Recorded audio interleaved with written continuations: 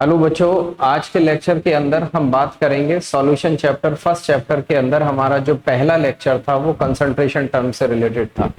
आज के लेक्चर के अंदर हम बात करते हैं सॉल्युबिलिटी से रिलेटेड। सॉल्युबिलिटी किसी सॉलिड की लिक्विड में हो सकती है और किसी गैस की लिक्विड में सॉल्युबिलिटी क्या होगी, डेफिनेशन सॉल्युबिलिटी की क्या होती है, and the factors on which solubility of a solid in liquid or solubility of a gas in liquid depends। Number one हमारा क्या होगा बच्चों, solubility की डेफिनेशन हमारी क्या होती है, what is the definition of solubility। तो solubility की डेफिनेशन सबसे पहले हम देख लेते हैं बच्चों। solubility of a substance, solubility को डिफाइन कैसे करते हैं ये हमें पता होना चाहिए बच्चों। solubility of a substance is its maximum amount, किसी भी सॉल्यूट का maximum amount that can be dissolved in specified amount of a solvent. Let's say 100 gram of solvent, तो एक स्पेसिफाइड अमाउंट ऑफ सॉल्वेंट में जितना अमाउंट सॉल्यूट का dissolve किया जा सकता है that is called solubility of the gas. ठीक है, it depends upon the nature of the solute and solvent as well as temperature and pressure. मतलब सॉल्युबिलिटी किसी भी सॉलिड की किस बात पे डिपेंड करती है, सॉल्यूट के नेचर पे डिपेंड करती है, और दूसरा सॉल्वेंट के नेचर पे भी डिपेंड करती है, और तीसरा टेम्परेचर के ऊपर भी डिपेंड करती है। ठीक है ना। Solubility of solid in liquid, सबसे पहले बच्चों हमारी किसकी बात होती है, solubility of solid in liquid. A solute dissolve in a solvent if intermolecular interaction are similar in them. यानी कि एक बेसिक रूल है किसी भी कोवलेंट सॉल्यूट को डिसॉल्व होने के लिए, लाइक डिसॉल्व लाइक, यानी अपना जैसा अपने जैसे को ही डिसॉल्व करता है। Whether it is also applicable for ionic solute as well, अपना जैसा अपने जैसे को ही डिसॉल्व करता है। यानी कोई पोलर कंपाउंड है तो पोलर सॉल्वेंट में सॉल्युबल होगा, नॉन पोलर कंपाउंड है तो नॉन पोलर सॉल्वेंट के अंदर वो सॉल्युबल होगा आपके पास। ठीक है ना। Polar solute dissolve in polar solvent, non polar solute in non polar solvent. जैसे for example sodium chloride and sugar dissolve readily in water, naphthalene and anthracene dissolve readily in benzene. Naphthalene और anthracene non polar, benzene कैसा, non polar. तो non polar में dissolve होगा और polar polar में। मैं तो अक्सर कहता हूं कि कॉर्नर पे सिगरेट पीने वाले अगर दो लोग अनजान भी आके खड़े हो जाएं और दोनों सिगरेट पीते हो तो बहुत आसानी से उनके अंदर दोस्ती हो जाती है, क्योंकि वो है लाइक डिसॉल्व लाइक। तो क्या होगा आपके पास, पोलर में पोलर सॉल्यूट में पोलर सॉल्वेंट, पोलर सॉल्वेंट में पोलर सॉल्यूट, और नॉन पोलर सॉल्वेंट में नॉन पोलर सॉल्यूट डिसॉल्व होगा। देखिए सॉल्यूशन की कैटेगरी अब हमारी तीन तरह की होती है जब हम सॉलिड को डिसॉल्व कर रहे हैं सॉल्वेंट के अंदर। Saturated solution, a solution in which no more solute can be dissolve at the same temperature and pressure is called saturated. यानी आप सैचुरेट हो गए, खा लिया खाना, बस इससे ज्यादा नहीं खा सकते, उसको कहते हैं हम सैचुरेटेड सॉल्यूशन। जितना सॉल्यूट आपको डिसॉल्व करना था पर्टिकुलर टेम्परेचर पे आप कर चुके। दूसरा टाइप का होगा आपका अनसैचुरेटेड सॉल्यूशन। अनसैचुरेटेड, सैचुरेटेड के बाद अनसैचुरेटेड सॉल्यूशन, यानी अभी आप भूखे हैं, यानी सॉल्वेंट अभी भूखा है, इसके अंदर और सॉल्यूट अभी हम डाल सकते हैं। तो solution in which more solute can be dissolve at a same temperature and pressure. Temperature को वेरी अभी तक नहीं किया, पहले भी वही था कांस्टेंट, दूसरे केस में भी कांस्टेंट। थर्ड होगा सुपर सैचुरेटेड। सुपर सैचुरेटेड का मतलब एक शादी में आप गए, आपने खाना खा लिया कस के, अब सामने एक दिख गई मिठाई रसगुल्ला, तो आपके पेट में जगह तो नहीं है, लेकिन क्या करोगे, जबरदस्ती उसको खाने की कोशिश करोगे और खा भी लोगे, ऑब्वियस सी बात है।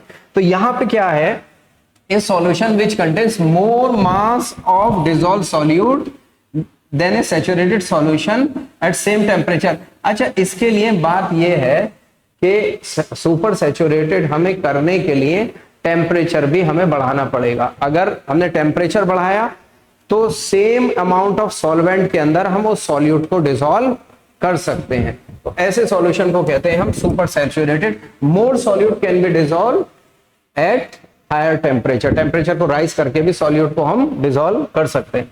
अब देखिए effect of temperature, solubility of solid की लिक्विड में इफेक्ट किसका होगा, इफेक्ट ऑफ टेम्परेचर। देखिए हमारे पास जो बच्चों डिसोल्यूशन होता है ना किसी भी सॉलिड का सॉल्वेंट के अंदर, वो दो तरह का होता है। एक को कहते हैं एंडोथर्मिक डिसोल्यूशन, मतलब जब आप सॉल्यूट को सॉल्वेंट के अंदर डालते हैं तो आपको एनर्जी चाहिए होती है उसको डिसॉल्व करने के लिए, तो ऐसे एंडोथर्मिक डिसोल्यूशन का अगर आप एनर्जी देंगे यानी टेम्परेचर बढ़ाएंगे तो सॉल्युबिलिटी क्या करेगी, इंक्रीज करेगी।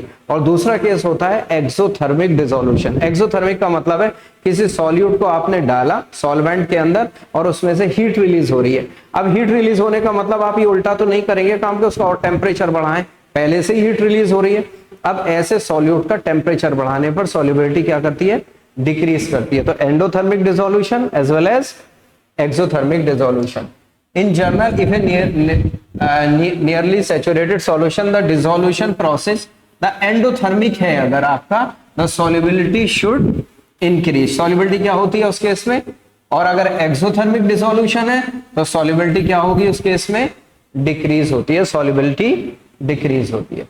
अगर बच्चों अगर हम प्रेशर की बात करते हैं अब अगर, यानी कि सॉलिड की सॉल्वेंट में यानी लिक्विड सॉल्वेंट में अगर डिसॉल्व करें और उसके ऊपर प्रेशर अप्लाई करें तो प्रेशर का इस पे नेग्लिजिबल इफेक्ट होता है। उसका रीजन क्या है प्रेशर का इफेक्ट ना होने का, क्योंकि सॉलिड को हम कंप्रेस नहीं कर सकते। जब कंप्रेस नहीं कर सकते तो प्रेशर का उस पर इंपैक्ट बहुत कम होगा या बहुत कम उसको कंप्रेस कर सकते हैं, तो प्रेशर का इफेक्ट क्या होगा हमारा, नेग्लिजिबल होगा।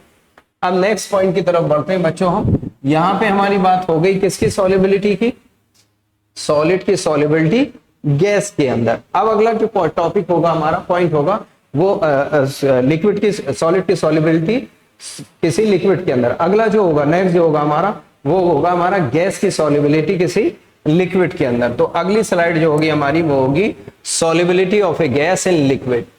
ठीक है, डेफिनेशन सॉल्युबिलिटी की वही है हमारी, उसमें कोई चेंज नहीं करेंगे यहाँ पे। लेकिन अब क्या होगा हमारा, जो सॉल्युबिलिटी ऑफ गैस है वो किस बात पे डिपेंड करती है, ये हमारे लिए बहुत इंपॉर्टेंट क्वेश्चन है और एनसीईआरटी के अकॉर्डिंग भी इस पे एक न्यूमेरिकल भी बन जाता है हमारा। पहला, नेचर ऑफ द गैस, जो गैस जल्दी से लिक्विफाई हो जाएगी, इजीली लिक्विफेबल गैसेस आर सॉल्युबलाइज इजीली, जल्दी से सॉल्युबल हो जाएंगी। यानी in terms of van der Waals constant अगर हम बात करें तो एक टर्म होता है वॉन्डरवॉल कांस्टेंट ए, जिसके लिए वॉन्डरवॉल कांस्टेंट ए की वैल्यू ज्यादा होगी वो गैस उतना जल्दी लिक्विफाई हो जाएगी और उतना ज्यादा सॉल्युबल होगी। नेचर ऑफ द सॉल्वेंट, दूसरा नेचर ऑफ द सॉल्वेंट पे भी डिपेंड करेगा। ऑब्वियस है, जैसे सॉलिड की सॉल्युबिलिटी में वो इफेक्ट कर रहा था सॉल्वेंट, ऐसे ही गैस की सॉल्युबिलिटी में भी सॉल्वेंट क्या करेगा, इफेक्ट करेगा। टेम्परेचर अगर राइज करेंगे तो गैस की सॉल्युबिलिटी जो होगा हमारे पास वो डिक्रीज करेगा। ऑब्वियस है, प्रैक्टिकल एग्जांपल देख लीजिए, आपके पास बोतल होती है, ठीक है ना, कोल्ड ड्रिंक होता है, अगर आप टेम्परेचर बढ़ा देते हैं तो उसमें से गैस निकल जाती है आपकी। Effect of temperature, effect of pressure.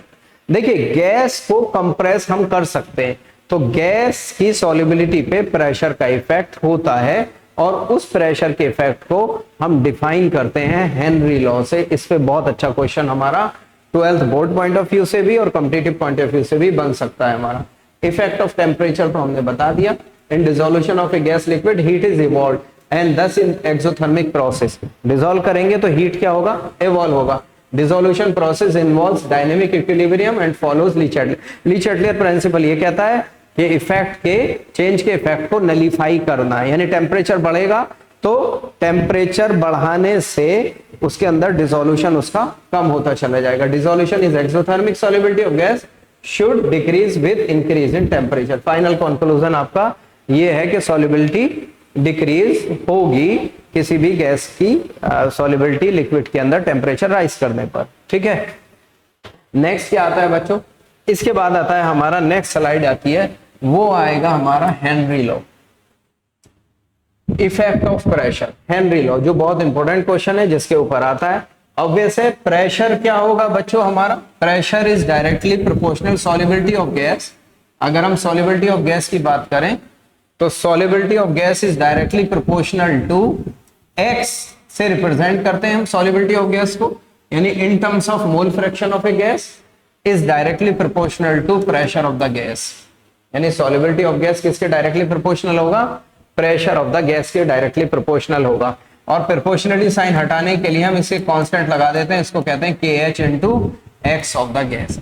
जितना प्रेशर आप ज्यादा अप्लाई करोगे सॉल्युबिलिटी गैस की उतनी ज्यादा बढ़ती जाएगी, because gas is compressible in nature. अब अगर इसके अंदर हम ग्राफ प्लॉट करें तो स्लोप जो आता है वो हमारा आता है KH, और KH की वैल्यू, कांस्टेंट की वैल्यू गैस के नेचर पे डिपेंड करती है और टेम्परेचर पे भी डिपेंड करती है। Characteristic of Henry law constant, unit of same as that of pressure, बारी यूनिट होती है इसकी। Different gases have different value of KH for the same solvent, अलग अलग गैसेस, सॉल्वेंट सेम है लेकिन KH अलग होगा। KH value of gas different in different solvent and it also increase with increase in the temperature. अगर KH increase करेगा तो obviously x of gas inverse related के KH के हो गया, नहीं, टेम्परेचर बढ़ाओगे तो KH बढ़ेगा, तो सॉल्युबिलिटी ऑफ गैस क्या करेगी आपकी, यहाँ पे डिक्रीज करेगी आपकी। Higher the value of KH of a gas lower will be solubility, इसकी सॉल्युबिलिटी क्या हो जाएगी आपकी, कम हो जाएगी। ये वाली फॉर्म हेनरी लॉ की हमारी सिलेबस के पॉइंट ऑफ व्यू से आती है, ठीक है, अदर फॉर्म करने की हमें जरूरत नहीं है, इसी पे हमारा सबसे ज्यादा क्वेश्चन बनता है।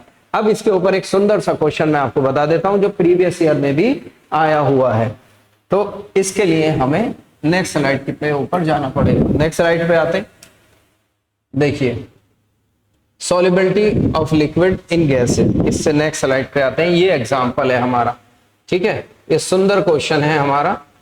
इसमें हालांकि हमने आंसर सॉल्व भी किया हुआ है, आंसर भी दिया हुआ है, लेकिन कैसे, इस पे देख लेते हैं, इस क्वेश्चन को कर लेते हैं। ये सॉल्युबिलिटी ऑफ गैस पे बड़ा सुंदर क्वेश्चन होगा हमारा।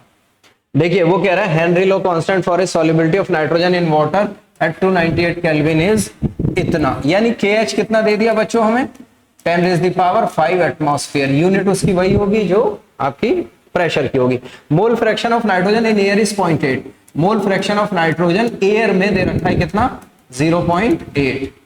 The number of moles of nitrogen from air dissolve in 10 moles of water, water का मोल्स कितना दे दिया आपको, 10 मोल्स, ठीक है, और एट 5 एटमॉस्फेरिक प्रेशर, प्रेशर कितना दे दिया आपको, 5 एटमॉस्फेरिक प्रेशर, 5 एटमॉस्फेरिक प्रेशर। बच्चों हमको जो फॉर्मूला लगाना है वो लगाना है प्रेशर ऑफ द गैस यानी nitrogen is equal to KH of nitrogen into mole fraction of nitrogen. सब चीज किसकी होनी चाहिए, नाइट्रोजन। ये जो हमें प्रेशर दे रखा है 5 एटमॉस्फेयर, ये नाइट्रोजन का नहीं दे रखा है, ये एटमॉस्फेरिक प्रेशर दे रखा है, ये एयर का प्रेशर दे रखा है। और एयर में जो नाइट्रोजन हमारी प्रेजेंट है वो कितनी प्रेजेंट है आपकी, 0.8। तो इसका मतलब आपके पास पार्शियल प्रेशर ऑफ नाइट्रोजन कितना हो गया, पार्शियल प्रेशर नाइट्रोजन का कितना हो गया, पार्शियल प्रेशर होता है उसका mole fraction into total ratio. Nitrogen in air कितना दे रखा है मोल फ्रैक्शन, 0.8 और टोटल प्रेशर कितना है बेटा, 5 एटमॉस्फेयर इनटू 5। तो इसका मतलब नाइट्रोजन जो प्रेशर लगा रही है मिक्सचर में वो 4 एटमॉस्फेयर लगा रही है, 5 एटमॉस्फेयर नहीं लगा रही है। तो इसका मतलब ये वाली वैल्यू जो कि हो गई वो कितनी हो गई आपके पास, 4 इज इक्वल टू KH की वैल्यू आपको कितना दे रखा है, 10⁵ into number of moles of nitrogen divided by number of moles of nitrogen plus number of moles of water. देखिए हमेशा डिनोमिनेटर से मोल्स ऑफ नाइट्रोजन ये गैस को हम कैंसिल कर देंगे क्योंकि ये वैल्यू नेग्लिजिबल है वाटर के मोल के कंपैरिजन में। वाटर का मोल कितना दिया है आपको, 10 के कंपैरिजन में ये वैल्यू 10⁻⁻⁴ में आएगी जो कि नेग्लिजिबल है। तो अब आप देख लीजिए 4 इज इक्वल टू कितना हो गया, 10⁵ into number of moles of nitrogen divided by 10। तो n की वैल्यू कितनी आ गई बच्चों, नाइट्रोजन के नंबर ऑफ मोल्स की वैल्यू, यहां से आप इसको ले जाइए 4 × 10 डिवाइडेड बाय 10⁵ तो ये आ जाएगा 4 × 10⁻⁻⁴। The right answer would be 4 × 10⁻⁻⁴। गलती बच्चे क्या करते हैं, इसको टोटल प्रेशर मान लेते हैं, बस यही गलती होती है, बाकी मिस्टेक इसमें होने के चांसेस कम है। तो बच्चों हेनरी लॉ से रिलेटेड हमारा ये क्वेश्चन है। ये छोटा सा लेक्चर आपके लिए बड़ा यूजफुल होगा। ये रिकैप लेक्चर है, रिवीजन लेक्चर है, आप इसको एक बार देखेंगे वो बड़ा आपके लिए ल्यूक्रेटिव होगा for board as well as competitive exam. तो लास्ट की स्लाइड हमारी जो आती है बच्चों, इसमें वो हमारी स्लाइड आएगी आपकी thank you slide. Okay, thank you, welcome.